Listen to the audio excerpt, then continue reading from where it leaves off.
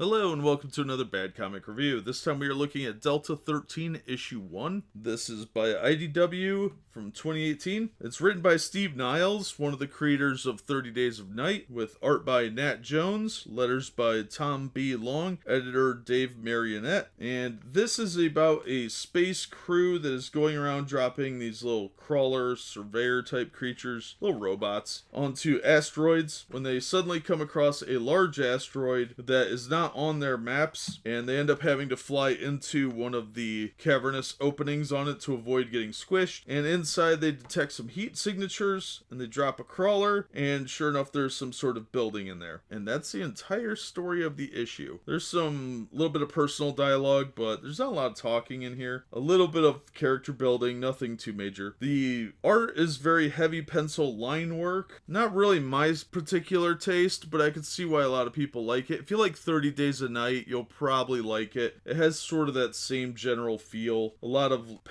heavy pencil sketching, very rough outlines, not real definitive, heavy inking, that sort of thing. Overall, I thought it was an interesting issue for what it is. It's really built around the graphic novel, I think, because there's so little that actually happens in this issue that you have to read the next couple issues to really get what's going on. For $4, I don't really think it was worth it because there's really nothing that happened. So I would say that as a solo issue, if you're going to pay cover price, it's not worth it. If you're going to buy a whole bunch of issues to get the whole story, it'd be worth about $2 to me. Maybe. I would say $1, honestly. I felt pretty cheated at $4 because nothing really happens. It could have been condensed down to about half of an issue, honestly, but there's a lot of large panels. It was clearly just playing to the graphic novel production of it, and this is just a cash grab until then. I think that was kind of a ripoff. I would not recommend it as a solo issue for cover price at all. So that being said, if you find it in the dollar bin or less, yeah, pick it up. Might be worth reading, especially if the multiple issues are there. All in all, a mixed bag. So that being said, that's going to do it for me. As always, thanks for listening and supporting the channel. If you like the video, hit like and consider subscribing so you don't miss any future reviews, and we hope to see you on the next one.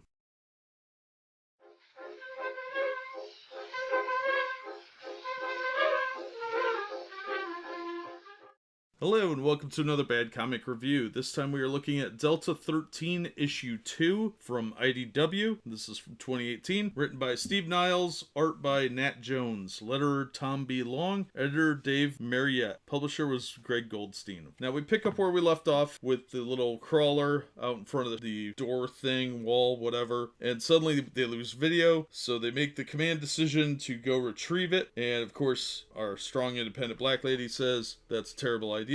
Which it is. Everybody that's ever watched a horror movie knows how badly this will end. But they don't know they're in a horror movie, I don't think. They go out there to look for the crawler. They see that it's gone on the video, so they have to go down there and they find a door open. And they go into this big long cave and they find the crawler, and it's covered with all these like vines or tentacles or something. Really unclear what it is. And then they find this woman naked, and there is nudity in this. And they find her connected through these like cables, looks like. The art's a little rough, so it's kind of hard for me to tell, but it looks like it's some sort of like life support type equipment jammed into her, like what you see in the Matrix when they first pull Keanu Reeves out. And they take her on board. She's got a really high temp. Of course, the female pilot is the only one capable of being a medic, and she's like, look, this was a terrible idea.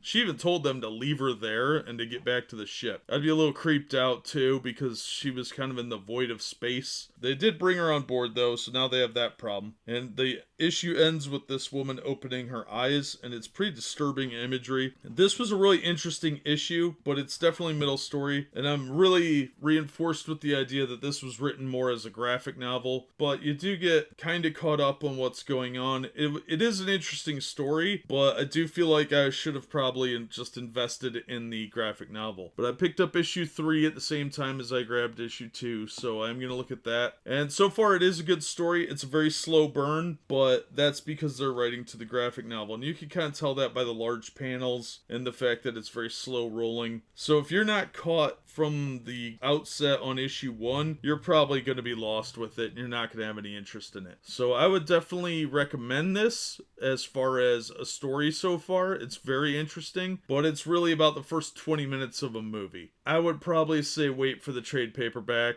Individual issues are interesting. I prefer individual issues, but it's such a slow roll that it's not really worth the $4 each. If you find them at a 50-cent or dollar bin, definitely pick them up. But so far, I'm not real impressed with it. So I'm going to read issue 3, hopefully get that one posted today as well. If not, it'll be up tomorrow, and we'll see how it goes from there. As always, that's just my opinion. If you like the video, hit the thumbs up button, consider subscribing so you never miss an episode. If you like what I'm doing here, there's a Patreon link in the description and on the About page. And as always, we hope to see you on the next one.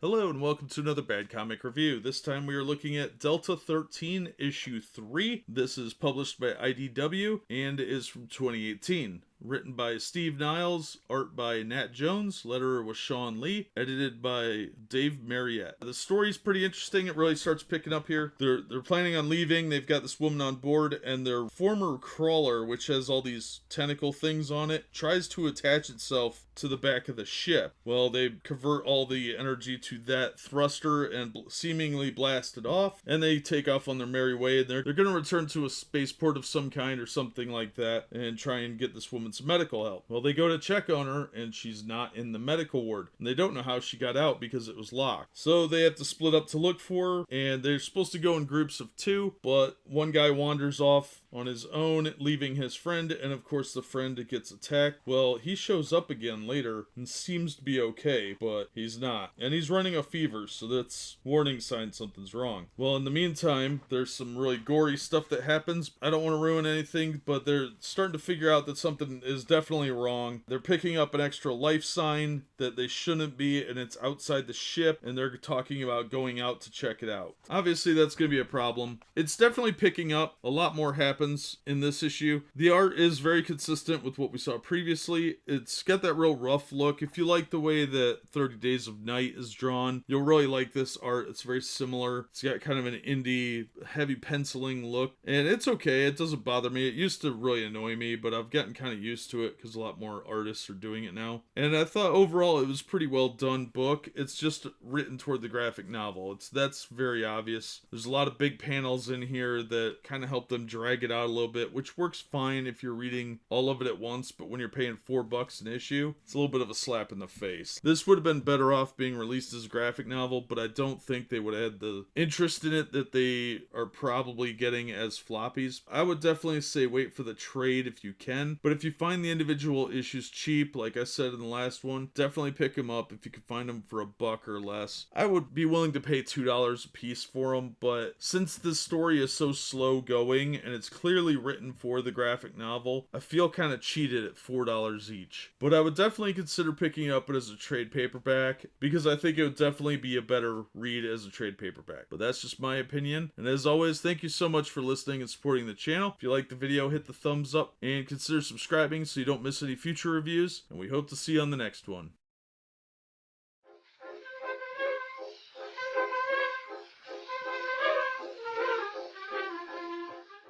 Hello and welcome to another Bad Comic Review. This time we're looking at Delta 13 issue 4 from IDW. This is written by Steve Niles, art by Nat Jones, letters by Sean Lee, editor was David Mariette, publisher Greg Goldstein. Now the story picks up, a couple of guys are trying to go out and look at the back of the ship where they're getting this life form reading. We've got the captain guy and we've got Woods, and he's supposed to be feeling bad, so the captain's like, hey, you're not up for this. He's look, I'm already here, let's go. And they go out there and they find these tentacle things on the back of the ship. And then Woods just shoves him, and the captain goes whee over the back. And of course the captain's like, shut off the thrusters before I float into one. And he says, Wood's just gone nuts, shoved me over. They shut the thrusters off, he manages to climb back up, and all these tentacle things start coming out of Woods. And he's like this big tentacle monster, and it wraps up the captain. But thankfully Saunders is there to save the day. She's out there with a gun, and she's of course our heroic don't need no man, and she kills the guy thankfully and saves the captain. And he's like, look, I know this is my fault, plan on taking full responsibility when we get back. And she's like, yeah, I suggest you arm yourself. Meanwhile, the other guy is in the pilot's chair, and the naked lady tentacles comes in, and the very next thing we see is that dude wrapped up in tentacles. And they have to put him down, and they realize the ship has changed course, and they have to go back to the asteroid. Just when you think that there's like gonna be a good resolution to this story, no, it turns dumb real fast. Another person dies, and the obvious one that you know is gonna survive survives. I did not like the ending. I thought it was a bit of a cop-out, a little lazy, and it could have been handled a lot better. The ending felt very rushed and a little trite, and it was incredibly predictable, honestly. The art is consistent through the whole book, so if you don't like the art in one issue, you're not going to like it in any other. It's very stylistic penciling that a lot of people aren't going to like. I did like the story up until this issue, and it felt like they didn't know how to end it. It was a very, very weak ending, in my opinion. Thought it was rushed, and it was a very, very big cop-out. They really needed to go a different way with it. In the end, is the miniseries worth picking up?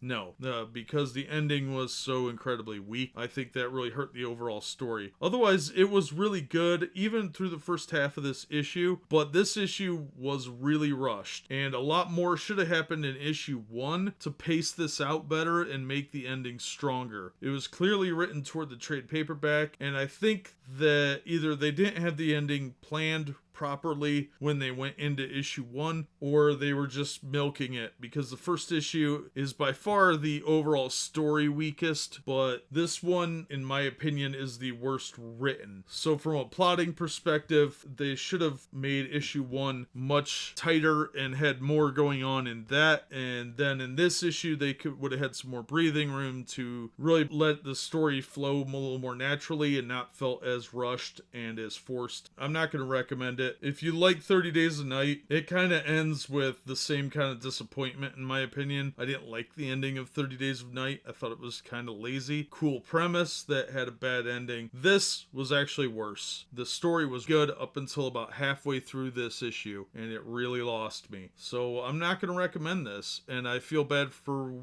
my take on the first 3 issues, because this was a real big letdown. I can't, in good faith, say that this is a good miniseries, because the ending is really terrible and predictable. And it could have been good. They could have had the same ending, but there was not enough build up to it, in my opinion. And I think it lacked some story expansion and elements that really needed to be there, and this issue was just way too rushed. So that being said, that's my take on it. As always, thank you so much for listening and supporting the channel. If you liked the video, hit the thumbs up and consider subscribing so you don't miss future reviews, and we hope to see you on the next one.